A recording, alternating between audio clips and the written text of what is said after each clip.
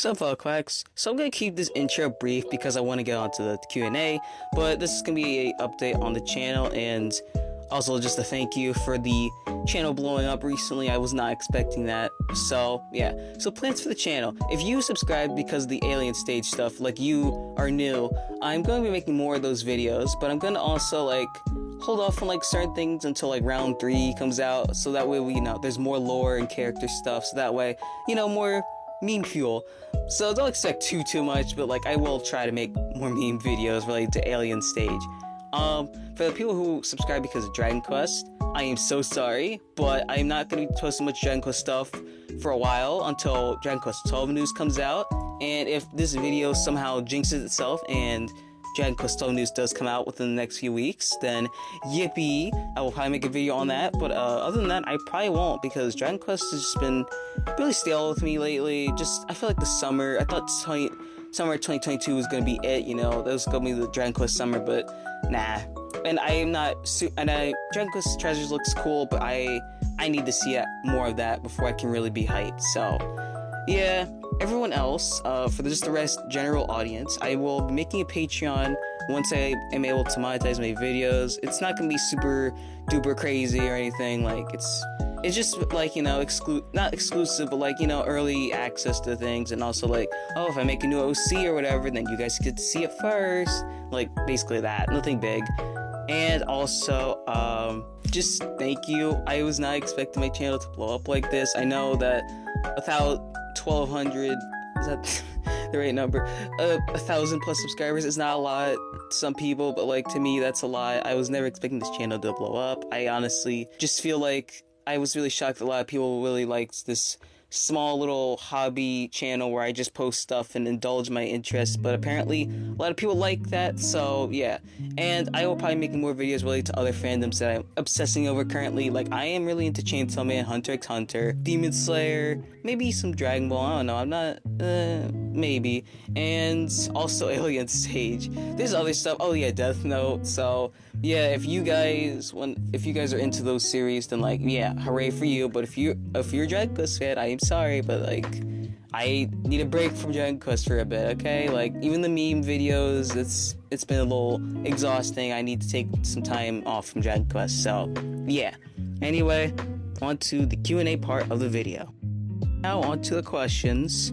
So, first question. My question is, how do you get inspired, and congrats on 1K? I'm going to assume this is about art, and if it's about videos, then, to answer quickly about, like, videos, I would say just the content creators I watch. I don't watch too many art YouTubers, so, yeah. But as for, like, I'm going to assume art, there's a lot that influences me that I really can't go into depth with because it would take forever. But I would say, like, right now, currently, Vivianos has been, like, super inspiring for me. Like, their art, and, like, also my Red Riding Hood's Wolf video, which is like one of my most popular videos, actually was inspired by older videos when I first like discovered the channel, and that's been like Alien Stage and all that has been like a constant like inspiration for me for making like more animatic music video type stuff. Like it's very inspiring. What kind of stuff do you like to watch on YouTube, or any creators in particular? So I tend to watch like social commentary, media analysis, reviews, and like occasional art stuff. Like I know you're gonna be shocked to hear this, but I don't really watch too many art YouTubers. It's kind of difficult to find art YouTubers that I like, because I watch a lot of like fandom related stuff. Like whenever I get into a new series, I will indulge in like YouTube meme stuff. Like that's how it was with Death Note, which I finished recently. As for like particular creators, right now currently, there's like some creators that I'm like currently into that I've been watching recently, like Haryana Hook. She actually, one of her painting and stocking video actually inspired my painting and stocking video. I didn't mention that, I forgot to, but yeah. Jake Doolittle, Lavender Town, Negative Legend, Roehampton, Saber Spark, Shafferless Productions, Thuman, like, all these people on YouTube who like, do like commentary stuff or like media things or whatever, like it's a mixed bag of stuff. Anyway, what are some interests that you have that people might not expect from you? This is gonna sound shocking, but I actually am. Actually, no, this probably isn't too shocking, but I am into like more morbid stuff.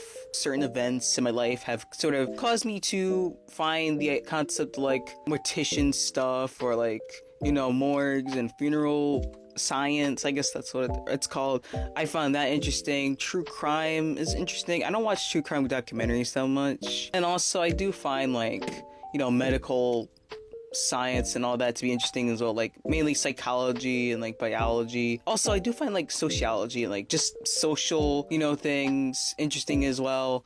I feel like most people might just assume that I'm like mostly into anime or whatever, and they may not know this other side to me that's more into the, I don't want to say, I guess, academic, intellectual, sciencey side. Yeah. Favorite video game? That is a really hard question because, you know, it's very vague, and also like there's a lot of video games that I love. I will going to say a game that I've been wanting to like replay is Mario Galaxy. The second one is fine, but Mario Galaxy, the first one, is amazing. It is a beautiful game. It actually made me cry because of Rosalie's backstory. It is one of my favorite games, and is like it is like what solidified me to be like, yeah, this is why I love the Mario franchise. So yeah, that's like one of my favorite video games. Favorite anime? I'm gonna be honest. I'm gonna just say currently it's Hunter x Hunter. Hunter x Hunter is amazing. Words cannot describe how much I love Hunter x Hunter. I got into it over the summer. It was the first time I really had binge watched an entire 100+ episode series. So that's how you know I loved it. I couldn't get enough of it.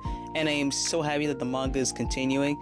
It is a great series. It's like, yes, sure, it's still technically like in a weird limbo state, but like you have time to catch up on it. Do it. It is a great series. It is a great deconstruction of like the shonen genre as a whole. That is what I appreciate about it. And also it just like, it has this really nice sense of like adventure and really amazing world building that other shonen kind of has, but like not really. Like just, and also the Nen system is actually one of the most interesting power systems I've ever seen in a shonen series. It's definitely complex and hard to understand, but like it's cool at least to think about. Favorite food?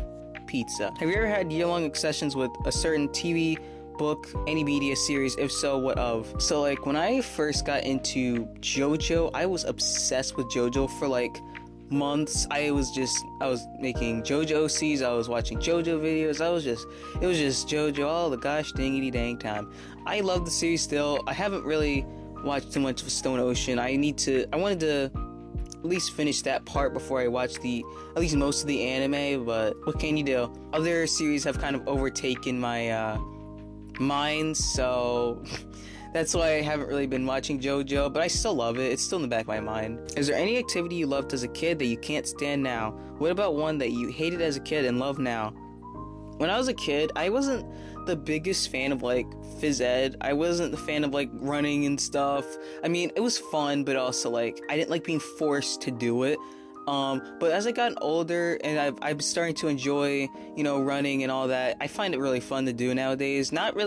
Not in a physical education setting, but like just in general. I didn't like it as much as a kid, but now as an adult, I like really enjoy just being outside and just doing that. I mean, as a kid, yeah, but you know, when you're an adult, it's just more fun because you have more freedom. You know, you don't have to worry about like a gym teacher like hovering over you, whatever. As for the second part, this is gonna sound weird, but like when I was a kid, I hated drawing like certain things like noses or like legs a certain way. So I would give my characters cankles, and I would give my characters like weirdly shaped noses because I was afraid of making the characters look too realistic. But as an adult, I love to draw noses and legs. It sounds so weird, but like, yeah, it's something I just avoided doing. Now it's ironic that I love doing it as an adult now. If you had a pet, what would you name them?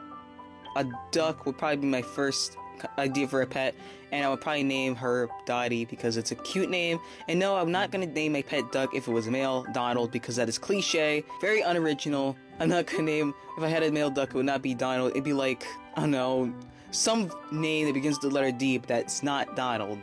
Do you like horror movies? Do you have a favorite or least favorite?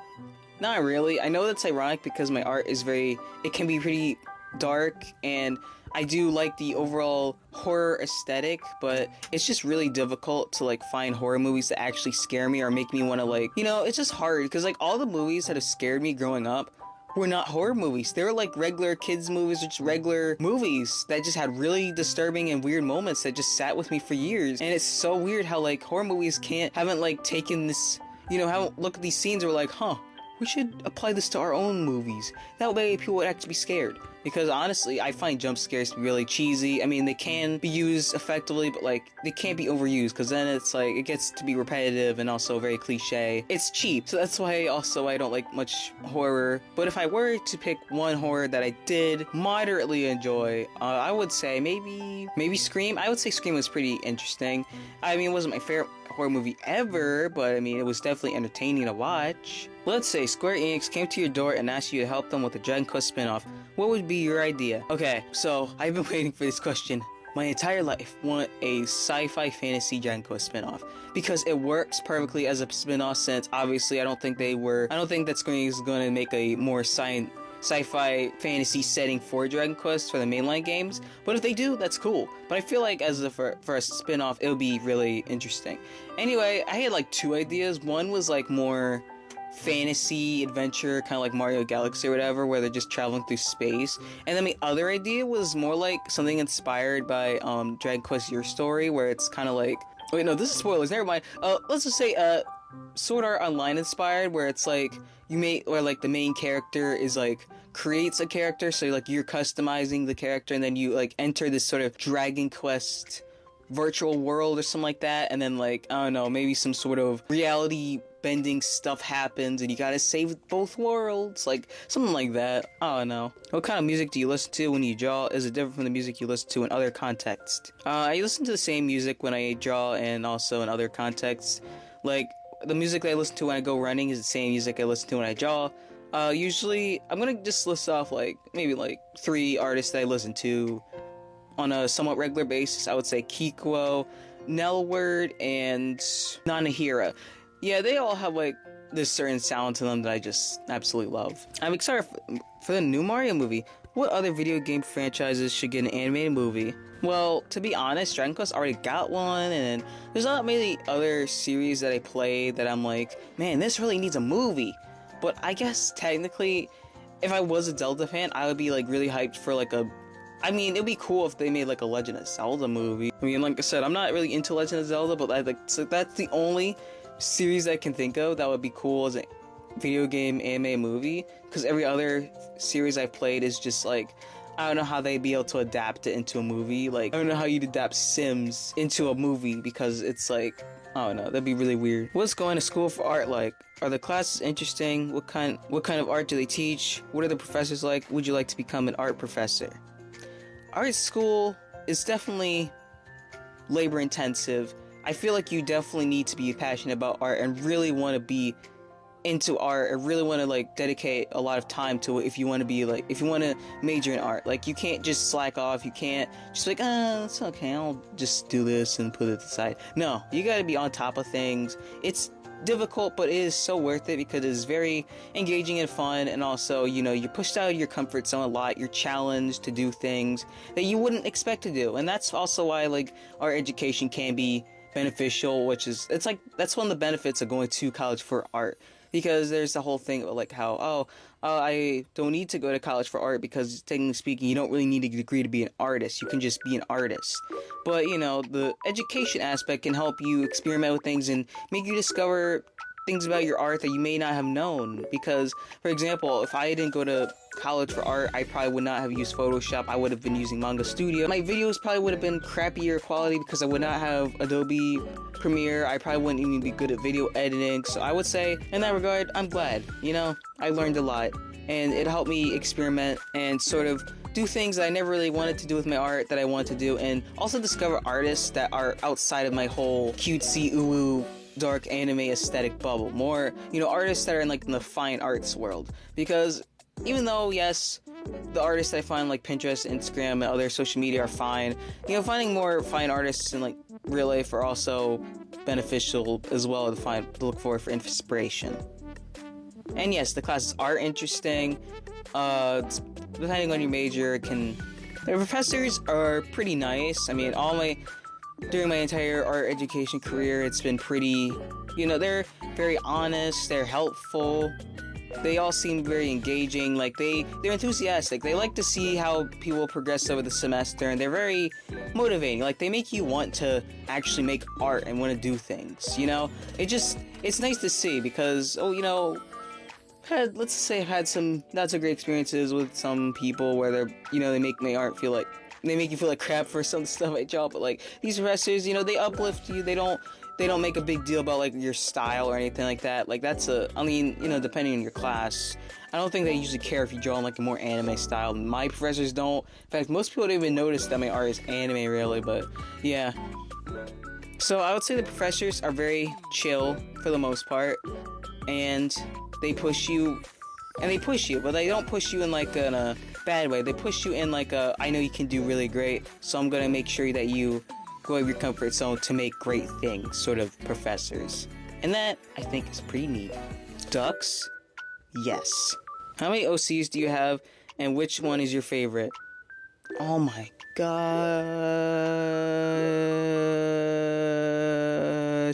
Okay, I have like 100 plus characters. I don't feel like counting specific numbers. It's like around like 130, 120-ish. Around that range. The number kind of goes up and down because I've been debating on certain characters I want to keep.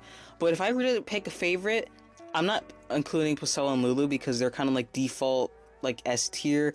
But if I had to pick a favorite of mine, it's like ever, it would probably have to be maybe Oliver. Do you prefer doing art digitally or on paper and stuff? Digitally is convenient and I can do a lot more, but traditional is also convenient in its own way. In case like, I'm drawing, I might be drawing there in class. It's more inconspicuous when it's traditional, and also it's easier to carry around. You don't have to worry about battery life or anything like that, or lighting. Your eyes aren't strained. So I would say traditional is probably like, I prefer it because it's like, it's more natural, but digital is fun as well. Favorite magical girls? I have a lot. I would say the pretty cool characters, specifically the tropical one. Laura was pretty fun. I loved her. She carried the show, honestly. She was like the only character with like a really good personality. Everyone else was so bland. And then Sailor Moon. Oh my gosh, Sailor Moon is such a classic. I love Sailor Moon. I need to finish that. It is such a great series though. Western, bro, Winx Club. Winx Club is like, I feel like Winx Club is what got me into magical girls, and it is probably the reason why I love like that old like early 2000s fashion aesthetic so much. Like just Winx Club, I just grew up on the 4Kids stuff, and it was like one of my favorite shows as a kid. I love it so much. What do you find is cool or pretty in your eyes? Oh boy, this is so hard to I don't know. I guess anything in real life I would say uniqueness. Like, I find beauty in, like, the bizarre, the fascinating, the strange, stuff that that's uncommon, weird phenomena or something like that. If a friend was feeling sad, what would you do to cheer them up? I'd probably just listen to them, let them talk, and then afterwards I would just kind of give them a pat on the shoulder and be like, hey, want to just, like, do something together to cheer themselves, just to cheer them up. Like, want to watch a movie or something like that, or play video games, or just vibe in silence, something like that. I'm not really great at comforting people. I'm just kind of like more of a person that's there to just be there in case you want to talk. If one day a fan came up to you, thank you for helping them change their lives, how would you feel? I would be so emotional and conflicted because one, I'm like, wait, I changed your life, oh my gosh. But at the same time, be like, I don't know, I'd be a mess, but I would be like, really thankful because like one of my goals in my entire life was just inspire people with my art. So like when I get those comments or like people saying they were inspired by me or whatever, it's like, it makes me feel good because it's like, I finally did it. I achieved my goal. Technically. Yes, I did. It makes me feel good. It makes my heart feel all warm and fuzzy. So I'd probably like be all emotional. Opinions / talk about Dragon Quest XI. Oh boy. I gotta keep this short because this could go on forever, but basically, I love Dragon Quest XI. It is definitely peak Dragon Quest, and it could be perfect, but Act 3 kind of ruined it. There, that's all I'm gonna say. Do you like spaghetti?